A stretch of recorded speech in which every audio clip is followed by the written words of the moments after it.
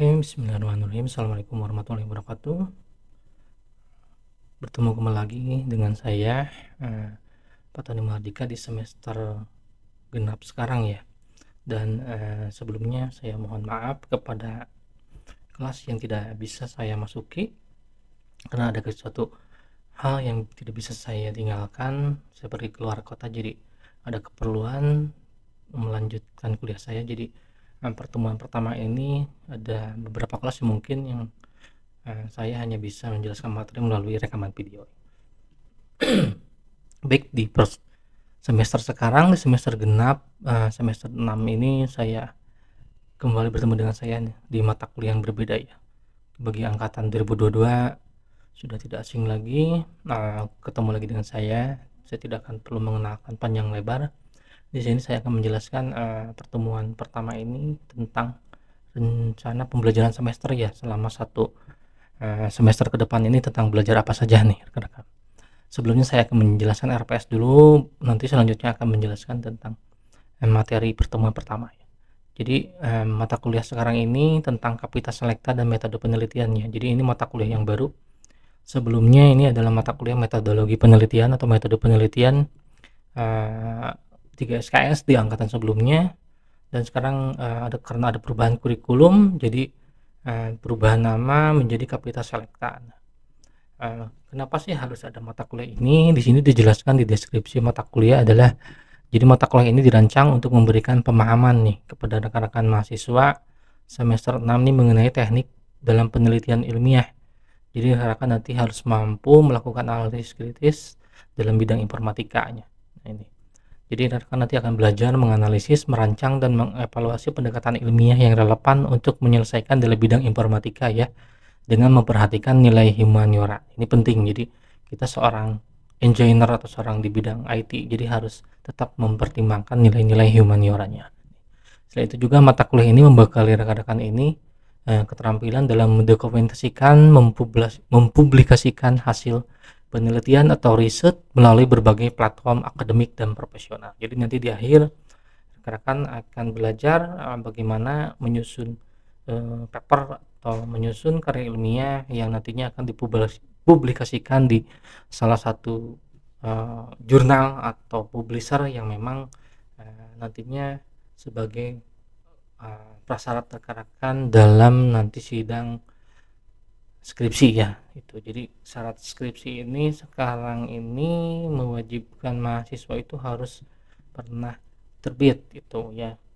Jadi kalau dosennya nanti membimbing proposal skripsi atau skripsi dan rekan-rekan sudah terbit jurnalnya, yaitu akan mempermudah rekan-rekan dalam proses bimbingan, karena ya rekan-rekan sudah terlebih dahulu mungkin melakukan penelitian awal yang nantinya sebagian bahan dasar skripsi rekan-rekan. Ini di semester atau di mata kuliah ini rekan-rekan belajar nanti seperti apa. Ini CPL-nya, jadi CPL-nya itu ada 2, CPL 4 dan 5. CPMK itu capaian pembelajaran mata kuliah menurunkan dari CPL yang 4 dan 5 tadi.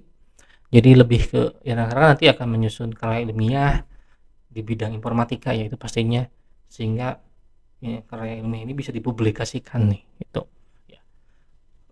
Mata kuliah ini sama dengan mungkin ya sama dengan mata kuliah yang sebelumnya saya ketemu dengan saya di semester sebelumnya, yaitu project base ya. Jadi rekan-rekan nanti UTS UASnya tidak ada tertulis, di mana rekan-rekan itu menyusun ujiannya itu langsung dari outputnya dalam bentuk paper yang nantinya dinilai gitu ya. Penilaiannya di akhir itu ya rekan-rekan harus publish jurnalnya gitu. Ya, walaupun nanti di semester 7 ya ada mata kuliah publikasi ilmiah yang memang rekan-rekan mengarahkan nanti di mata kuliah tersebut untuk publis di jurnal apa. Tapi di sini kalau ada yang udah terbit nanti misalkan di jurnal yang terakreditasi ilmiah itu, rekan-rekan tinggal istilahnya di semester 7 itu nanti tinggal langsung dapat LOA-nya. LOA ini letter of acceptance dari bahwa jurnal itu sudah diterima. Nah, itu ya. Nah, ini perlu diperhatikan lagi. Jadi ini sebagian dasar mata kuliah ini sebagai bahan dasar untuk rekan-rekan maju ke tingkat tahap selanjutnya dalam penyusunan skripsi itu ya. Nah, ini untuk referensi ini dari berbagai buku ya, terutama buku yang kaitannya tentang riset metode di bidang computer science-nya, ini karya Zobel. Terus ada riset kualitatif di bidang sistem informasi kayak Myers, ada big data for beginner Chapman, sama evaluating research computer science. Ini banyak sebenarnya. Nanti ada bahan ajar khusus di mata kuliah ini yang akan melampirkan sumber referensi termasuk materi yang akan pelajari ini. Tuh. Software yang nanti akan dipakai seputaran tentang karena kan menyusun karya ilmiah sih, seperti ada Mendeley, Zotero, EndNote ataupun referensi yang lainnya. Dengan bantuan rekan-rekan bisa menggunakan generatif AI seperti GPT, DeepSeek dan lain sebagainya. Jadi kita seputaran menyusun karya ilmiah ini yang pastinya menggunakan tool yang berhubungan dengan penulisan karya ilmiah. Nah, rank nilainya gak ada perubahannya, sama. Rekan-rekan ini masih menggunakan format nilai A, A min, B plus, B, B min, C plus, C, D dan E itu ya. Jadi rank nilainya ini seperti ini. Jadi sama, gak ada perbedaan. A itu dari 86 100, 85 sampai 81 itu min, A min,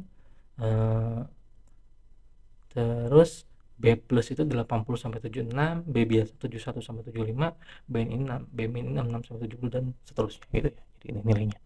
Nah, ini untuk materi yang selama 1 semester ke depan rekan-rekan akan belajar apa. Di sini dilihat di RPS itu rekan-rekan akan belajar tentang kaitannya itu ya ini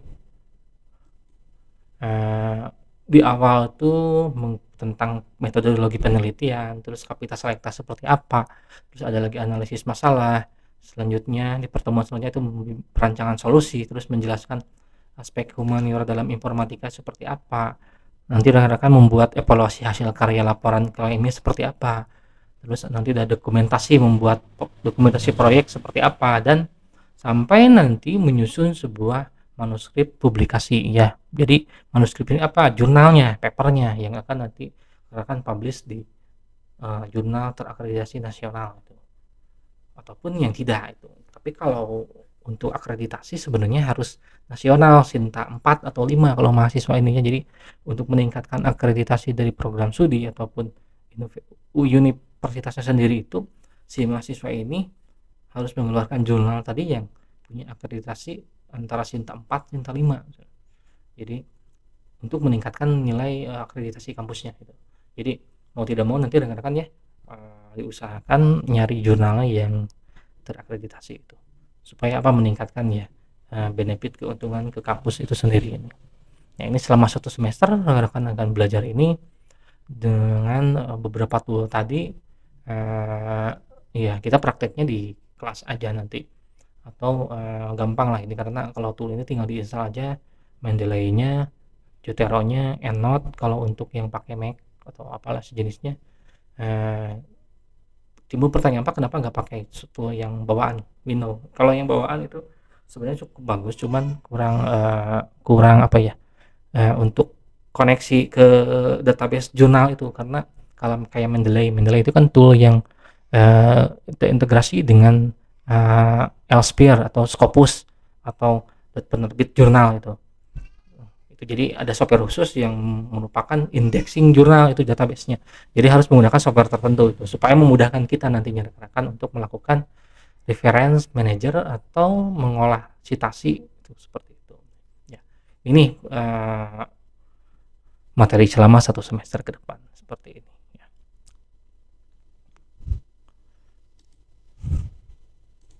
Nah, ini penilaiannya A. Kalau A ini seperti apa ya? Ini rekan-rekan tinggal dibaca aja. Di RPS itu saya dapat nilai A min, berarti A min itu ini sangat baik mampu mengisi permasalahan di bidang informatika CPMK-nya 043. Kalau yang di 51 berarti sangat baik dalam menyusun kerangka evaluasi terhadap hasil karya informatika. Jadi yang nilai A min itu sudah mampu menyusun karya ilmiah itu dan terbit pasti itu. Kalau yang dikurang dari di bawahnya itu B min, itu kan ada penjelasan cukup baik atau cukup menjelaskan itu. Misalkan dia mampu bikin jurnal nanti UASnya, tapi jurnalnya hanya publish di lokal misalkan, pas saya tidak publish, bikin aja dulu. Nah, itu nilainya pasti antara B dan C itu, ya. Tapi kalau Anda publish di uh, ResearchGate, ya itu ResearchGate ini udah ini jangan di akademia tapi di ResearchGate, nanti itu uh, bisa keluar DOI. DOI itu nomor indexing untuk paper jurnalnya. Nah, itu Anda sebenarnya sudah cukup untuk meneliti kalau prototipe-nya. Nanti kalau mau dipublish di publisher jurnal resmi, Anda tinggal nanti si jurnal yang udah dibuat itu dipindah atau mencoba submit di jurnal yang publishernya punya akreditasi. Nanti akan dijelaskan lah publisher jurnal itu seperti apa, tekniknya seperti apa dan sebagainya. Ini. Ya. Oke nih. Nah, selanjutnya ini di uh, bahan ajarnya. Bahan ajar saya sudah bikin nih. Sebentar. Nah, ini saya sudah bikin bahan ajarnya tentang ini. Saya sudah ini dibuatkan ke buku ya, sedang dibuatkan, tinggal nunggu ISBN, masih proses editing. Ini masih versi yang ada di universitas atau fakultas. Saya sudah buatkan ini full 1 semester, termasuk tugas-tugas yang ada di dalamnya seperti apa. Nanti ya tiap tahun kedua ini ada revisi perubahan ya terkait materi yang nanti akan berubah lagi. Nah, ini materi yang tadi yang ada di RPS, ini ada di daftar isi bahan ajar itu. Ya, tentang pengenalan metode penelitian, kapasitas rekta, analisis masalah, perancangan solusi, terus ada aspek humaniora, evaluasi hasil karya, dokumentasi proyek ini, terus strategi publikasi, instrumen evaluasi proyek, terus ada rancangan manuskrip publikasi digital, kolaborasi penelitian, proyek akhir, bikin papernya sampai nanti Anda bikin publish itu di review dulu menggunakan AI atau apalah nanti, atau sama teman Anda saling tukar jurnalnya sebelum nanti dipublish. Ini materinya 1 semester ada sudah full. Ini pertemuan 1, ini ada pertemuan 2 udah mulai ada tugas. Nah, nanti tugasnya ya Anda tinggal mengumpulkan di LMS nih.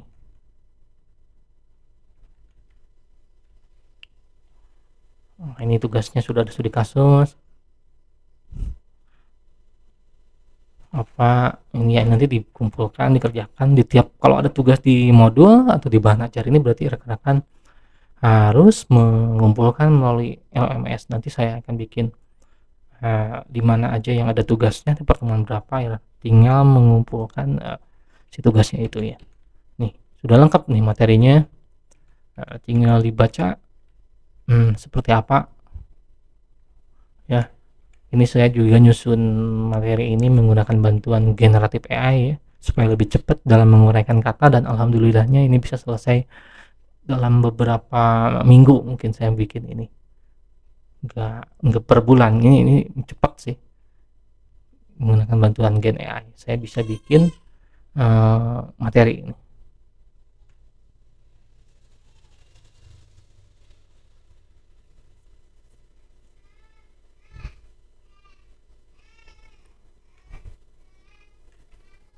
Ini ya, ini materinya. Oke, ini nanti saya akan langsung ke slide PPT-nya menjelaskan di pertemuan pertama.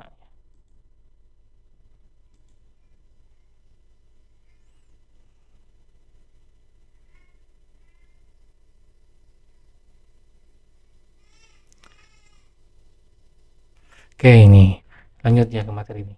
Baik nih, ini pertemuan pertama ini saya mengenalkan tadi sudah RPS, materinya tentang apa 1 semester, dan selanjutnya ini akan menjelaskan tentang materi di pertemuan pertama ya.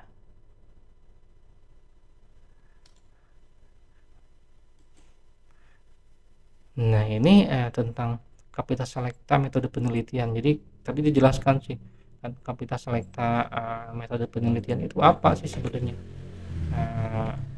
Iya, ini kan dijelaskan bahwa mata kuliah kapasitas selekta ini ada memberikan apa ya, pedoman bagi rekan-rekan di semester 6 tentang nanti belajar bagaimana meneliti teknik penelitian karya ilmiah. Rekan harus mempunyai keahlian dalam analisis kritis, belajar menganalisa, merancang, dan mengevaluasi pendekatan ilmiah untuk menyelesaikan permasalahan yang ada di bidang informatika ya. Ini dalam mengaplikan nilai humaneria. Jadi ya intinya membekali mahasiswa nih rekan-rekan untuk punya keterampilan dokumentasi, publikasi hasil dari risetnya, dan nanti di publish di platform akademik yang profesional. Tujuannya apa ya? Ya ini tujuannya dari CPL itu rekan-rekan kan mampu menganalisis merancang iltek di bidang informatika untuk peningkatan mutu kehidupan masyarakat berdasarkan nilai humaneria nih. Terus mampu menjabarkan evaluasi dokumentasi dan langkah publikasi karya intelektual pemikiran dalam bidang informatika. Nah ini materi selama 1 semester tadi tentang semua yang ada di bahan ajar sudah saya masukkan ya. Ini pertemuan awal apa, seterusnya apa, dan sampai nanti bikin jurnalnya direview oleh Anda dan teman-teman Anda sebelum nanti dicoba dipublish gitu ya. Nah ini langsung ke materi. Apa sih itu Kapita Selecta ya? Rekan-rekan mungkin sering mendengar ya, Kapita Selecta bukan kapital. Kalau kapital itu kan huruf besar atau ibu kotanya, capital city. Tapi di sini Kapita Selecta ini lebih ke dalam bidang penulisan ya, ilmiah. Dimana kalau secara pengertian itu merujuk pada sebuah istilah ya, pendekatan studi atau belajar yang mendalam, di mana nanti Anda ini meneliti atau mencari sebuah topik yang dianggap penting dan relevan dalam sebuah bidang keilmuan gitu. Berarti Kapita Selectanya itu kita di bidang informatika atau computer science. Kalau SI beda lagi kan, SI ada. Nah nih di konteks pendidikan tinggi ini Kapita Selecta ini seringkali dirancang untuk memberikan wawasan yang luar, wawasan komprehensif kepada mahasiswa mengenai topik terkini yang nantinya akan punya dampak signifikan terhadap perkembangan iptek. Jadi rekan-rekan harus melihat fenomena kejadian apapun apa sih yang sekarang ini tren terkenal itu di bidang informatika. Ya itu. Jadi di bidang informatika ini yang sekarang tren itu tema-tema itu kaitannya tentang kecerdasan buatan atau artificial intelligence ya. Terus ada IoT, Internet of Things, terus ada big data analytics, sampai yang ini yang ramai pasti di bidang cyber security atau keamanan cyber nih. Ya, sebenarnya ada lagi yang lainnya seperti software engineering ataupun bidang apa istilahnya tata kelola itu IT governance, tapi itu kan ranahnya lebih ke software engineering ke rekayasa perangkat lunak, tata kelola itu lebih ke sistem informasi domainnya. Terus ada lagi sistem komputer seperti merakit apa yang menyolder sebuah alat komponen, itu kan ranahnya di teknik komputer. Nah, kalau informatika ini ranahnya lebih ke bagaimana rekan-rekan ini mencari masalah nanti, terus masalah itu bisa diselesaikan dengan menerapkan beberapa algoritma atau metode yang kaitannya tadi temanya misalkan tentang AI, IoT, big data atau cyber security ini. Makanya yang tren sekarang itu di bidang informatika itu ya ini kaitannya tentang AI, Internet of Things. Walaupun Internet of Things ini sih beririsan dengan namanya si bidang teknik komputer itu. Beririsan pasti karena ada sensor, hardware, beberapa komponen yang lainnya itu yang kita tidak pelajari di bidang informatika, karena informatika itu lebih belajar tentang metode atau algoritma untuk menyelesaikan sebuah masalah. Nah, itu. Kalau cyber security, nah ini jelas ada kriptografi, itu pasti menggunakan algoritma. Big data aja jelas machine learning di dalamnya, AI juga itu toolnya. Jadi ini yang tren di bidang informatika. Jadi kalau akan meneliti tentang Pak UI UX itu di mana? UI UX itu ranahnya ada di software engineering sebenarnya. Di ke ranah sisponya itu justru. Jadi kalaupun rekan-rekan mau meneliti UI UX itu ya pendekatannya itu dengan berbasis machine learning bagusnya atau dengan big data itu. Jadi kita menentukan desain UI itu pakai machine learning atau pakai apa itu. Nah, baru dibuatkan nanti UI-nya misalkan.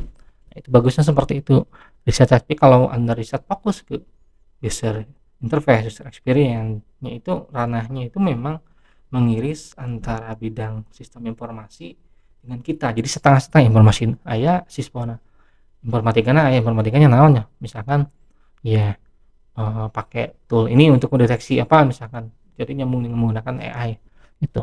Jadi sebaiknya ya kedepannya ya jangan banyak lah tema-tema yang mengambil desain UI UX itu, karena ranahnya itu bukan tren di bidang informatika sebenarnya gitu ya, lebih ke sosio informatikanya, sosio computing gitu. Nah ini selanjutnya, nah ini kan tren global itu tadi saya bilang AI IoT Big Data ini sekarang lagi rame namanya. AI sekarang banyak tool kan, bahkan saya bikin tadi bahan ajar menggunakan generatif AI, GPT, menggunakan bantuan tool-tool AI lainnya supaya saya bisa bikin buku sekarang gitu. Yang tetap idenya itu ada di kita. Kita nggak bisa buatkan bukunya segini, nggak bisa. Jadi harus buatkan pendahuluan tentang materi ini, keinginan saya apa, ambil dari referensi ini, karya ini, bahasnya harus seperti ini. Dia akan menguraikan nanti. Jadi promnya itu di kita itu gen AI kan. Ya, itu kan semua otomatis di proses bisnis, di apa. Terus ada IoT menciptakan ekosistem terhubung kan, semua connected, smart CCTV, smart home, smart TV, smart world, itu semua terhubung kan itu. Sehingga nanti akan menjadikan sebuah big data kan. Nah, terhubung ini datanya besar big data. Nah, ini perlu big data analitik untuk memberikan nanti wawasan. Dan cyber security ini sebagai teknis nanti perlindungannya nih dari ancaman itu. Jadi mahasiswa itu tidak hanya memahami konsep nih, tapi harus bisa mengidentifikasi masalah yang real, dampak teknologinya apa, dia mampu punya keterampilan kritis dalam penelitian dan implementasi solusi inovatif nih. Dan melalui kajian artikel ilmiah, studi kasus, diskusi, mahasiswa ini dibekali mendalam nih dalam kontribusi penelitiannya di Kapasitas Selekta itu fokusnya. Nah, ini kita harus tahu, makanya bidang informatika ini ranah nanti harapan saya itu ke depan itu Anda skripsinya itu ya ke yang ini artificial intelligence, IoT yang menerapkan algoritma, machine learning, big data, cyber security itu. Karena ya ranah kita itu di sana. Kita tidak di mainannya, tidak di tata kelola, tidak mainannya di si apa UI itu di informatika ada juga, cuman kan lebih ke sosio. Walaupun Anda itu mah mentok-mentok mungkin liur-liur ya, Anda harus pakai penelitian itu. Ya, sebab tren kita di sini gitu. Nah, manfaat Kapasitas Selekta itu apa ya? Manfaatnya itu banyak ya rekan-rekan. Di sini dijelaskan dengan rekan-rekan belajar Kapasitas Selekta ini, rekan-rekan nanti mampu mengembangkan pemahaman mendalam tentang topik khusus tertentu ya, IoT, big data, machine learning, tadi cyber security dan lain sebagainya. Terus yang kedua ini melatih keterampilan berpikir kritis dan analitisnya. Kita tahu konsep big data itu seperti apa, kita tahu konsep ini apa, tapi harus tahu ini big data ini solusinya bisa dipakai apa untuk bisa melakukan analitik atau untuk bisa apa kan. Nah, ini perlu kritis thinking gitu, analisis critical thinking gitu. Terus yang ketiga ini menyediakan dasar untuk penelitian. Nah, ini kedepannya itu ya kita harus tahu bahwa Kapasitas Selekta ini menyediakan dasar penelitian lebih lanjut tentang pengembangan teknologi itu kedepannya. Jadi penelitian kita ini sebagai bahan dasar di penelitian yang nantinya dilakukan oleh orang-orang selanjutnya. Itu yang terpenting sih ya. Itu mengapa Kapasitas Selekta itu penting untuk mahasiswa tingkat akhir, karena kan ini kan menjelang tingkat akhir ya, semester 6 ini sudah di antara garis finish nih 6, 7, 8 ya ini. Makanya tadi kemarin ada yang laporan, Pak saya mau cuti karena kendala keuangan atau apa, ya sebaiknya lanjut aja, anak tanggung sudah semester 6 ya. Sebisa mungkin pertahankan, tinggal sedikit lagi garis finish Anda lulus itu. Jadi ya kenapa di akhirnya ini Kapasitas Selekta ini dirancang nanti untuk memberikan perspektif lintas bidang bagi mahasiswa tingkat akhir. Anda jago ngoding tapi tidak apal, misalkan mau bikin software untuk wisata tapi tidak tahu prosedur wisata seperti apa, atau penjualan tidak tahu ya, ya ini kan itu lintas bidang ilmu kan harus Anda kuasai juga. Nah, makanya di Kapital Selekta ini yang pertama itu integrasi pengetahuan, ya nanti mahasiswa ini menghubungkan konsep yang telah dipelajari sebelumnya dengan tren teknologi. Terus untuk persiapan karir tuh itu penting. Memberikan pemahaman dengan isu terkini di dunia kerja nih, seperti tantangan keamanan cyber atau penerapan AI dalam berbagai sektor nih. Yang ketiga pasti berhubungan dengan riset, mengembangkan kemampuan penelitian nih. Jadi dengan Kapital Selekta ini kedepannya Anda mampu mengidentifikasi masalah penelitian yang relevan di bidang informatika itu apa. Terus pemahaman lintas disiplin. Nih Kapital Selekta ini memungkinkan mahasiswa itu meneliti, memahami berbagai disiplin informatika, saling mendukung dalam penyelesaian masalah kompleks di dunia nyata. Itu yang terpenting sih. Jadi lintas disiplin ilmu penting gitu. Jadi sekarang itu sebenarnya kalau ada kan istilah linearitas kalau di pemerintahan itu pendidikan dikti itu. Sebenarnya kan kalau di luar negeri itu penelitian itu sudah lintas disiplin ilmu. Kita orang informatika meneliti bidang biologi, bioinformatika. Kita bidang informatika meneliti bidang fisika, ada kuantum komputer gitu kan. Jadi kalau seperti itu sebenarnya jadi nggak bisa ngeduk-duk mereka menyusun meneliti software engineering misalkan ya gitu-gitu kene gitu. Itu tidak akan mengembangkan critical thinking dari si penelitinya. Nah ini pentingnya metode penelitian itu apa nih? Jadi metode penelitian itu adalah sebuah proses yang sistematis yang digunakan untuk menjawab pertanyaan penelitian atau menyelesaikan masalah dengan kaidah ilmiah. Dalam informatika ini metode penelitian ini memastikan validitas, reliabilitas, relevansi hasil penelitian itu. Langkahnya biasanya seperti ini ya. Ada identifikasi masalah apa aja. Itu isinya itu isu utama yang akan dikaji itu. Apakah itu seperti keamanan atau apa pokoknya mah Anda meneliti naon yang dibahas itu apa sih? Itu identifikasi masalahnya. Terus kedua kajian literatur, nah itu penting. Ketika kita mau meneliti ini berarti kita harus cari penelitian yang lalu terdahulu untuk memahami konteks yang dan menemukan celah apa sih yang ditemukan itu dari yang akan kita kaji itu. Nah yang ketiga ini metodenya, pendekatannya apa? Apakah kuantitatif analisis statistik atau kualitatif wawancara observasi atau mix metode itu ada eksperimen atau apa itu metodologi itu. Jadi beda ya kalau di software metodologinya naon dan kalau di software itu kan ada SDLC itu ada metode pengembangan software. Kalau Anda di penelitian itu kan metodenya ini kualitatif, kuantitatif, mix method itu atau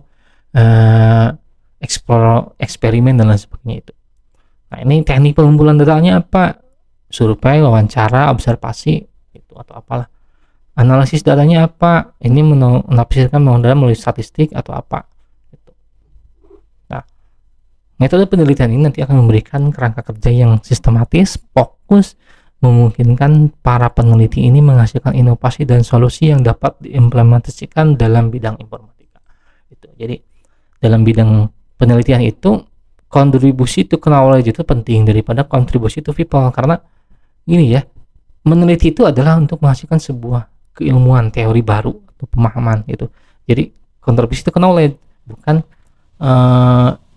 kontribusi to people. Tapi kalau Anda membuat software untuk perusahaan X, Y, proyek, nah itu mah kontribusi to people kan. Beda. Itu bukan penelitian tapi mengerjakan mereka butuh naon ini. Nah, biasanya kan kalau kita itu bidang apalagi yang jago software nih. Kalau kita kumaha apa ya. Kalau gitu mah berarti kita harus nge-breakdown lagi. Kalau kita punya project ini mau dirisetkan ya Anda harus tahu mendalam kenapa sih project itu dibuat gitu. Ya Anda harus membreakdown lagi, nge-reverse. Anda harus menggali lagi itu. Karena beda developer software dengan research itu beda itu. Itu harus dipahami.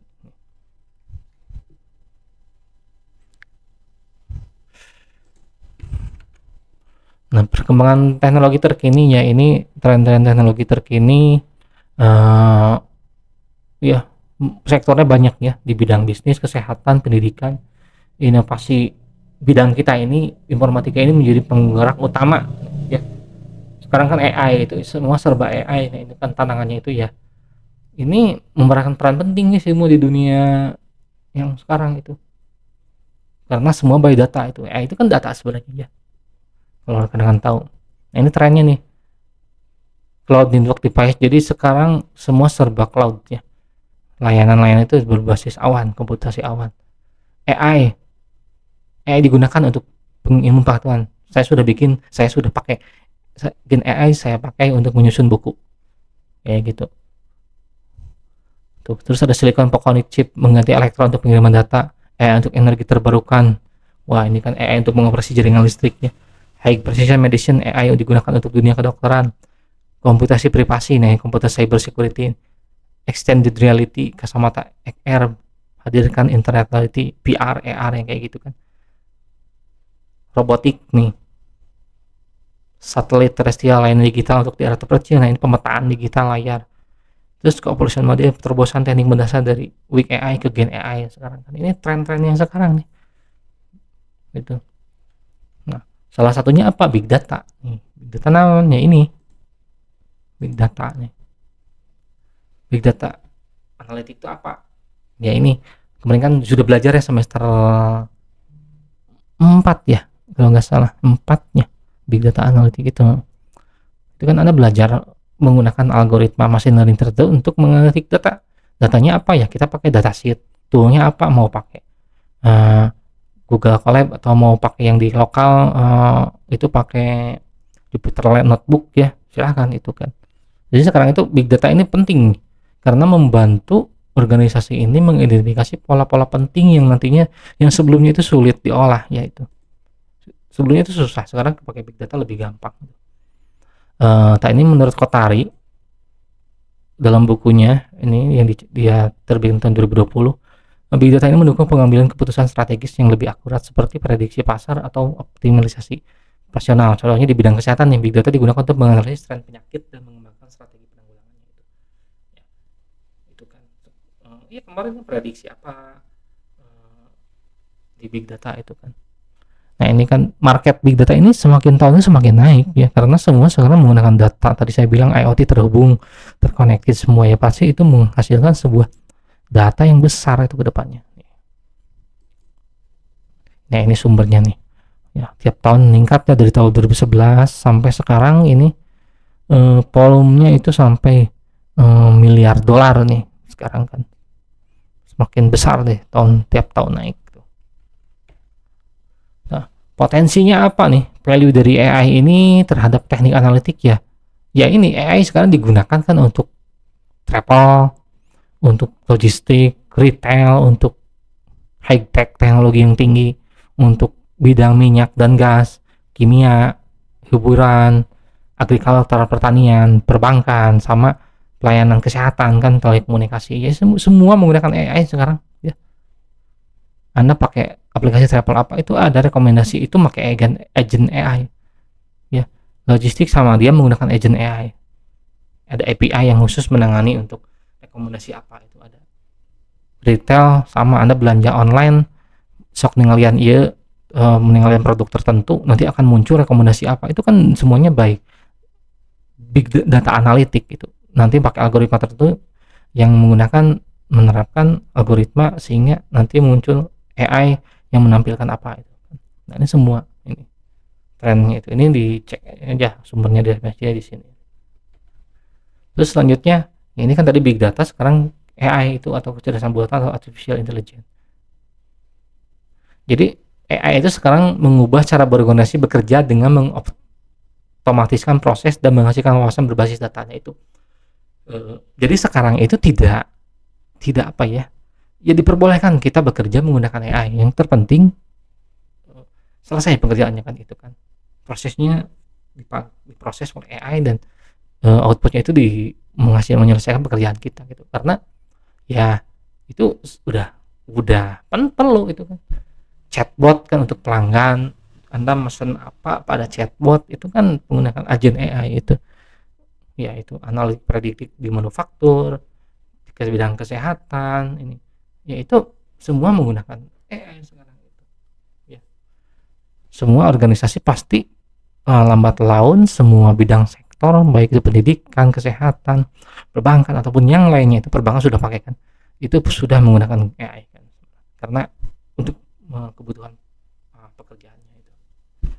Kemarin kalau yang ikut webinar yang episode 2 itu pembicaranya Teh Anissa itu menjelaskan kan dia kerja di eh, Salesforce developer kan, dia menggunakan tool AI untuk bikin dokumentasi ini apanya, karena untuk memudahkan dia pak, dia untuk memudahkan pak, karena kalau kayak gini rumit, karena yang sulit itu justru uh, melayani konsumen kan. Kalau untuk berhubungan dengan sistem itu sebenarnya tinggal diulik gitu kata dia.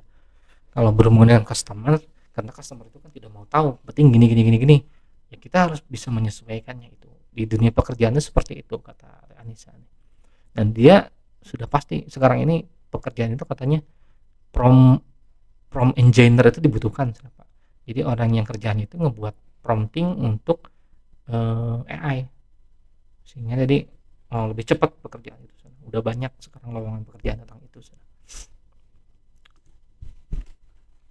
Karena itu Anda kan harus jago bikin prompt di GPT, di DeepSeek, di Meta atau apalah. Karena kalau Anda hanya menggunakan gen AI itu untuk kerjakan soal ini, harusnya Anda bisa lebih ini kan, lakukan analisis mendalam, maksud dari soal ini apa, saya ini biar saya memahami kasus ini. Nah, dijelaskan seperti itu menggunakan tool gen AI, dia akan memberikan rekomendasi nanti. Harusnya kayak gini, jawabannya gini. Jadi Anda bisa paham, oh maksud soal itu apa. Jadi jangan sekedar copy paste. Itu sih. Saya tidak melarang Anda menggunakan AI, tapi silakan aja sekarang, karena ada buku panduan penggunaan gen AI yang dikeluarkan oleh kementerian gitu. Kita di bidang akademik atau apapun itu bisa pakai dengan dasar batasannya seperti ini yang dilarangnya. Nah ini nih ya ini nih sekarang penyebaran dari dunia AI ya, generatif AI ini di berbagai industri ini. Yang paling besar ini industri perbankan kan, yang pastinya ya di bidang software dan sistem information software ini kan, di bidang itu pasti ya jelas kan tadi. Kalau yang ikut webinar itu kemarin Teh Anissa menjelaskan rata-rata sekarang menggunakan AI itu untuk membantu pekerjaan software engineering gitu. Yang kedepannya mungkin si software engineering ini sudah tidak ada karena semuanya menggunakan prompt engineering itu. Jadi si AI yang mengerjakannya, tapi tetap harus ada promptnya kan yang ini, karena beda bikin software menggunakan robot mesin dengan manusia itu beda feelnya kan. Karena kalau robot gitu jawabannya, tapi kalau dengan manusia ini kan sisi tadi kan sisi humannya atau sisi humanioranya itu akan kelihatan. Nah, ini kan di sini dilihat tuh semua bidang itu sudah menggunakan gen AI sekarang ya.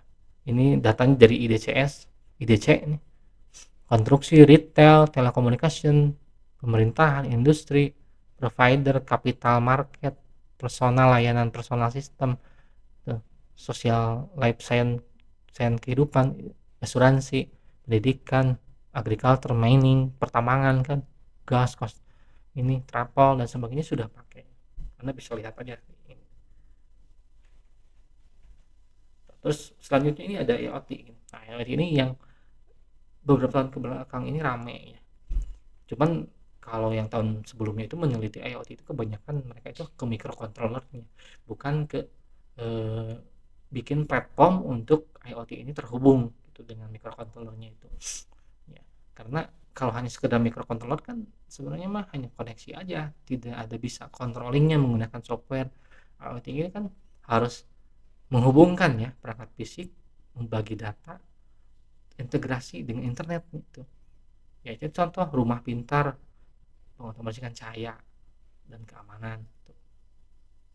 Menurut Sekarang dan Boji juga, IoT ini meningkatkan efisiensi di berbagai sektor, transportasi, energi, kesehatan, solusi yang koneksi real time gitu. Epicery itu kan IoT. Cuma epicery itu gagalnya karena nggak bohong. Itu aja. Alatnya udah bagus sih, cuman dia nggak bohong masalah pelanggan, penggunanya katanya sampai ke 500.000 atau 1 juta per petani kan, sebenarnya kan realnya hanya 30.000 40.000 atau nggak salah, tapi dia ngebohong, meng-up ini. Jadi seolah jadi dikirim terus biayanya untuk riset itu, saudara kan anggarannya mungkin dipakai untuk apa, saya tidak tahu tuh, Anda bisa ini kan itu IoT si advisory itu. Nah ini tren pengguna perangkat IoT ini dari awal 2015 sampai sekarang 2025 ini semakin meningkat ya, yang dari awalnya device-nya itu hanya terhubung 15 miliar ya, tapi sekarang sudah mencapai 75 miliar semua device ini sudah terhubung itu. Ini datanya diambil dari CloudHost nih, jadi semua sudah terkoneksi sekarang nih ya. Nanti mungkin sampai ke ini kan baru billion, itu kan miliarnya, nanti ke kuadran triliun atau apalah itu. Wah itu koneksi tiap antar orang dengan dengan orang-orang di dunia lain, dengan penduduk negara lain itu selalu terhubung gitu kan. Terus di manufaktur juga sama nih, marketnya semakin sini ini semakin naik nih pengguna IoT ini di pabrikannya gitu ya, dan nanti di 2030 akan semakin naik lagi penggunaan alat ini, IoT ini, marketnya itu semakin meningkat gitu. Jadi tren penelitian di IoT ini ya rekan-rekan sekarang ini harus ini nih. Dan selanjutnya ini bidang terakhir nih, keamanan cyber nih. Kenapa sih Pak keamanan cyber masuk ke ranah di bidang informatika? Satu kan cyber security ini memerlukan sebuah pemahaman yang mendalam dalam bidang algoritma, terutama algoritma untuk mengamankan suatu data, mengamankan suatu sistem atau apa. Itu di cyber security rekan-rekan nanti akan belajar namanya kriptografi, ilmu teknik pengamanan data. Itu sebanyak algoritma, ada algoritma X, ada algoritma ini, ada RSA, SHA, ada AES, apa banyak itu. Nah, itu untuk mengamankan data. Ya, cyber security ini sekarang kenapa penting penelitian ya, karena semua serba terhubung, terkonektif, semua serba terdigital. Ya, yang pastinya nanti akan menghasilkan sebuah ancaman, serangan, peretasan atau pengiriman malware, ransomware dan sejenisnya. Makanya penelitian cyber security ini akan selalu ada gitu. Kita harus proaktif.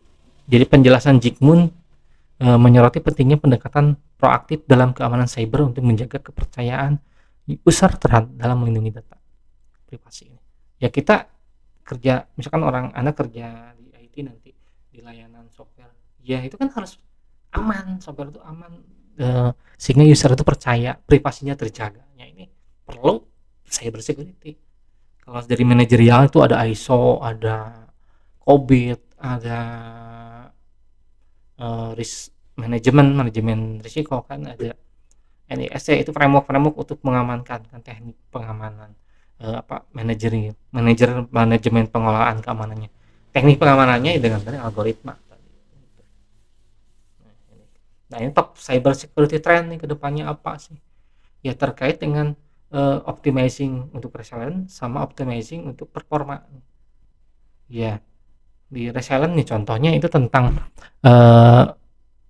threat nih, ancaman di manajemen apalah, nanti misalkan ancaman terhadap perusahaan atau apa sistem, terus nilai terhadap cyber security ini, terus nah ini third party cyber security risk management, jadi pengelolaan risiko manajemen dari keamanan cybernya, terus privasi data nih aplikasi itu terhadap performa ya, Gen AI ini aman tidak, itu sekarang diteliti kan, karena ada kecurigaan Gen AI ini mengambil data kita, menyebarluaskan kan gitu.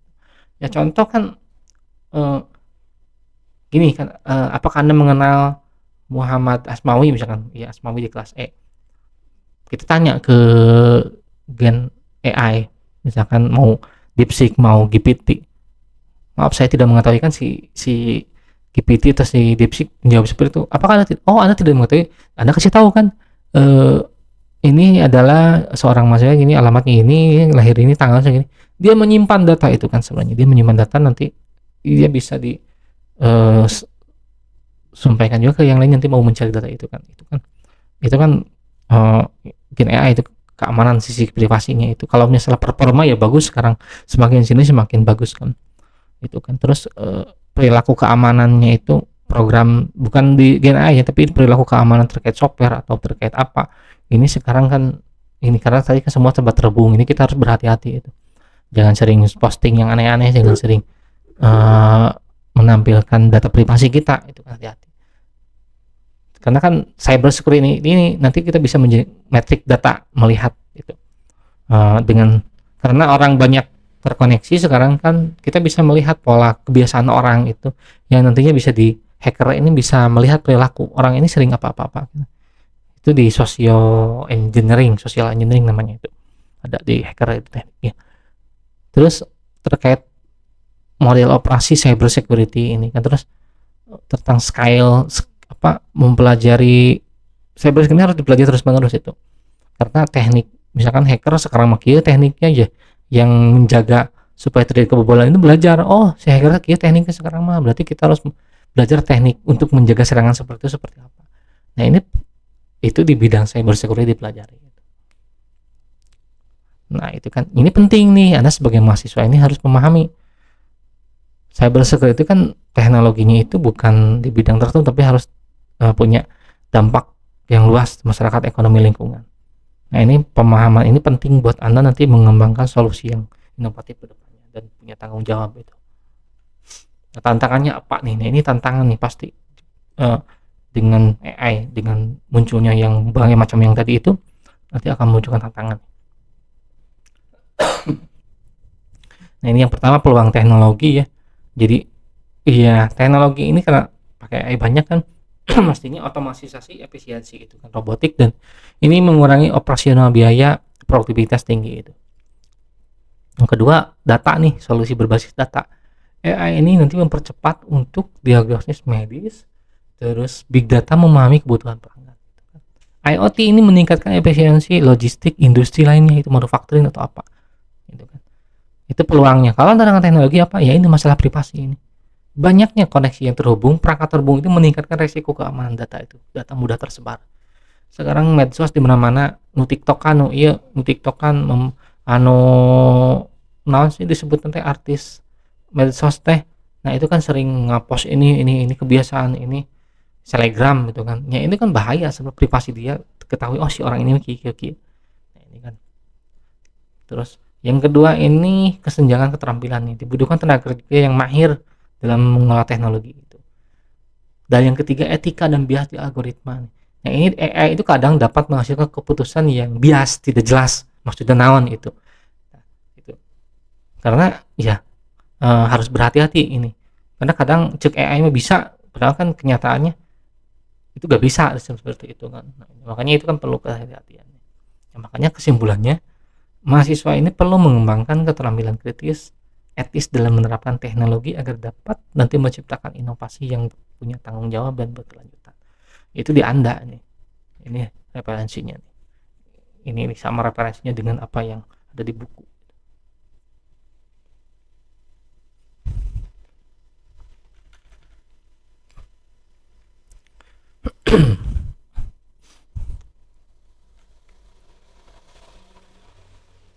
Nih ya, ini seperti itu sih mungkin materi yang saya sampaikan.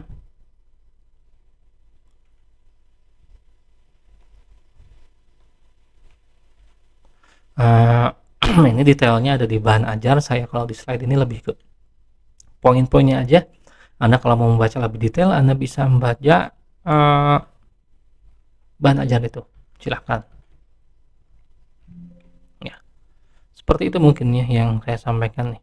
Detailnya Anda bisa ya mempelajari di bahan ajar ini lebih lengkap. Ada sekitar 6 halaman 7 halaman yang Anda bisa baca ya.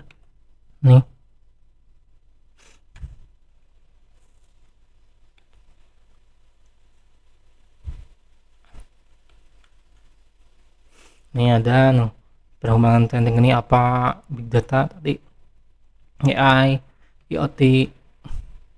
Ini kan nanti di minggu depan akan ke belajar metode penelitiannya seperti itu. Lagi terima kasih bagi rekan-rekan yang nantinya akan menyimak atau eee, yang sudah menyimak, tayangan saya. Sekali lagi mohon maaf apabila pernyataan penjelasan saya kurang jelas. mmm, kita ketemu lagi di pertemuan selanjutnya, insya Allah kalau tidak ada halangan saya akan masuk ke kelas lagi, ya. Kalaupun tidak nanti saya akan kabari, mungkin saya siapkan video seperti ini. Sampai ketemu di pertemuan selanjutnya, sekian dari saya, billahi taufiq wal hidayah. Assalamualaikum warahmatullahi wabarakatuh.